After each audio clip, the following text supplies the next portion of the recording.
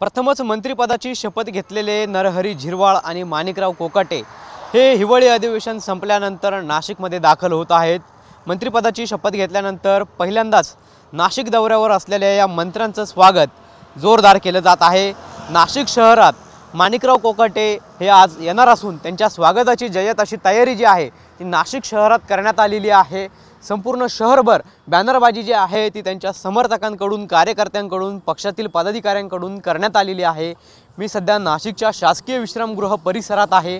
या ठिकाणी माणिकराव कोकाटे हे आपल्या पदाधिकाऱ्यांशी, कार्यकर्त्यांशी, समर्थकांच्या भेटीगाठी घेणार आहेत आणि त्या ठिकाणी बॅनरबाजी जी आहे ती आपल्याला मोठ्या प्रमाणात पाहायला मिळत आहे। माणिकराव कोकाटे यांच्या स्वागताचे जे बॅनर आहेत ते संपूर्ण आपल्याला या ठिकाणी झळकल्याचं पाहायला मिळत आहे।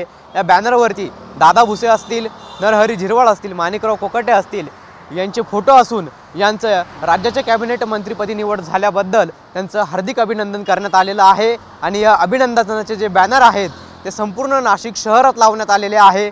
शहरातीलच आपण या शासकीय विश्रामगृह परिसरातील हे बॅनर आपण दृश्यांमध्ये पाहत आहोत। अशा पद्धतीनं आज नाशिकमध्ये पहिल्यांदाच मंत्रिपदाची शपथ घेऊन परतणाऱ्या मंत्र्यांची बॅनरबाजी जी आहे ती आपल्याला या ठिकाणी पाहायला मिळत आहे।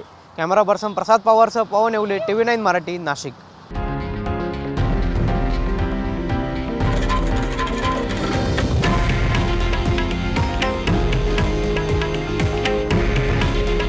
हे आहे देशातील नंबर 1 न्यूज नेटवर्क आणि आपण पाहत आहात TV9 मराठी।